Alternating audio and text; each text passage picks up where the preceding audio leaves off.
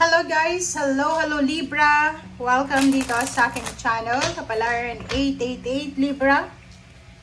Alamin natin kung anong messages, vibration, gabay energy para sa lahat ng Libra. Ito ay general reading, pwede kang makaresonate. Gamitin mo ang iyong intuition sa panunood, Libra. Okay? This is weekly tarot. Okay? So, nasa last week na tayo ng March 2025. So, meron na tayong mix ng energy ng Pisces tsaka Aries. Okay. Okay, Libra. First card mo dito is Solitude. Next is New Moon and Pisces. Dito muna tayo.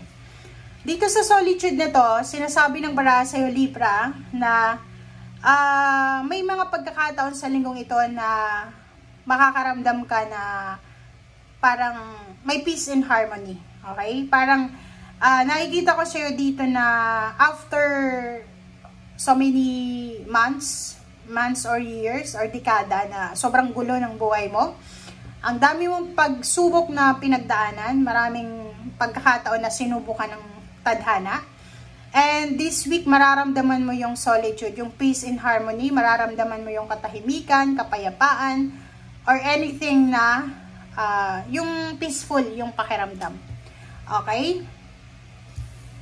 Next card natin is New Moon in Pisces, Attune to the Divine. So, this week, sinasabi ng baraha sa'yo na marami kang dapat na ipagpasalamat, Libra, sa ating Panginoon. So, nakikita ko sa'yo dito, it's either you're suffering or you're having a blessing or celebrating. Huwag mong kakalimutan na kailangan mong magpasalamat sa Panginoon.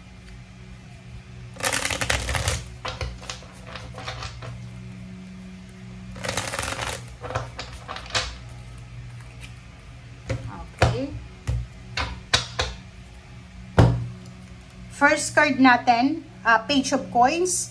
Libra, may nakikita ko dito sa yung good news tungkol sa pera. So, may paparating sa yung balita tungkol sa pera.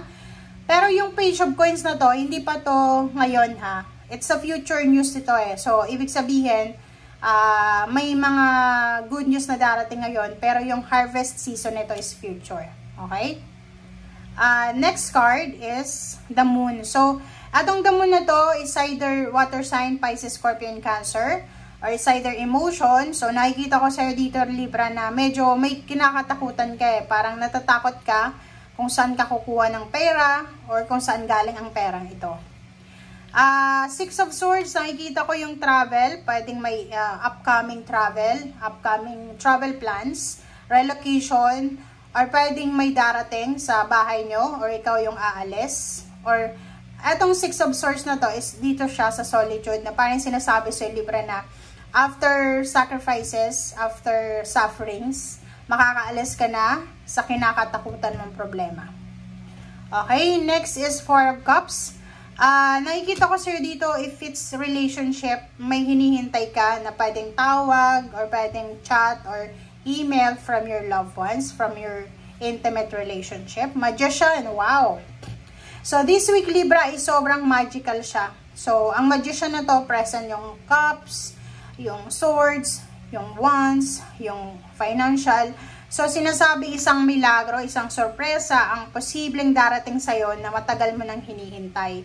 So, you're waiting for this magician for almost 4 months, 4 years, or 8 months, 9 months, 10 months, 11 months, or any, maybe dekada na. So, kita ko sa'yo dito isang unexpected surprises ang posibleng darating sa'yo. And yung sorpresang ito ay, eto na yung sorpresa na talagang dito masasabi mo na makakaalis ka na sa problema na matagal mo nang daladala. Yung mga bagahe na daladala mo. Okay. Next card is Chariot. So yun, may progress, may victory, success, recognition, rewards, awards. Nakikita ko kasi dito yung Chariot na to. Maraming mga kumukontra sa'yo.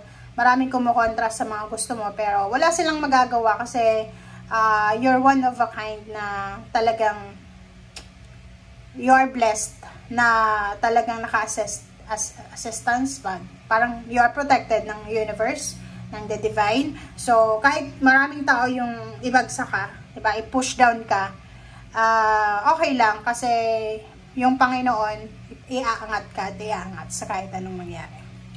Okay, so 9 of Wands, yung halimbawa makaramdam ka ng pagod this week, normal lang yan kasi marami tayong retrograde, may Venus, may Mercury, so take a rest. If ever na makaramdam ka ng pagod, yun, kailangan mo magpahinga. Wheel of Fortune, sinasabi ng barahan na this week is parang New Year to sa inyo eh. Sa new beginnings. It's a new start. Okay? So kung ano man itong magsisimula, magbabago sa buhay nyo this week, sinasabi ng barahan na ito ay magdadala talaga sa inyo ng ayun, pagbabago, overall change ito. Okay, napakaganda ng linggong ito para sa inyo. Yung parang lahat ng blessings for several years, ilalagay ng Panginoon sa linggong ito para ibigay sa iyo. Parang ganun, di ba? 10 of Wands, nakikita ko sa iyo dito lahat ng obligations mo, lahat ng source of pain, source of pagod, tiredness, ay posibleng matapos na. Yung pagmumultitask mo, yung pabalik-balik, 2 trabaho, 3, yung pagod, sobrang pagtsatsaga, pagsasuffer, ay posibleng matapos na sa linggong ito. And you're going to Palace of Cups. Ang Palace of Cups, all about peace, harmony, balance, tranquility, stability, and security. So, matatahimik ka. Tahimik yung linggong ito, or ibibigay ito sa iyo ng Panginoon para matahimik ka na sa lahat ng mga pinagdadaanan mo. Okay? Kung palagi kang umiiyak. So, have faith. Yun lang ang magagawa natin sa ngayon is magtiwala tayo sa Panginoon. Kasi siya lang talaga ang may control dito sa mundo. Kaya sabihin natin na yung mga mapera, pinapagalaw nila yung pera. Pero kung wala namang paniniwala sa Diyos, yung pera na yon ay walang saysay. So, ang pinaka-powerful sa linggong ito, hindi lang sa linggong ito, araw-araw ay Panginoon. Okay? Hermit, so yun. Nakikita ko sure dito na this week talaga magkakaroon ka ng time para magpasalamat sa Panginoon, magsimba. You are very thankful and grateful sa lahat ng blessings na binibigay sa iyo ng Panginoon. Lahat ng mga iniisip mo, lahat ng mga negative ay posibleng ang kapalit niyan ay positive. Okay, exciting. So, exciting news, good news, celebration ang posibleng darating sa linggong ito. So, maraming celebratory energy dito. And sinasabi sa'yo ng barahan na makakatanggap ka ng good news regarding money. So, it's a lump sum of money. Or pwedeng kailangan mo lang lump sum.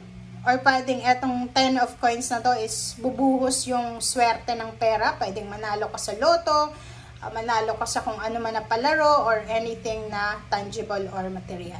Okay? So, yan guys ang sinasabi ng baraha. Maraming salamat sa panonood. Ito ay para sa lahat ng Libra. Bye!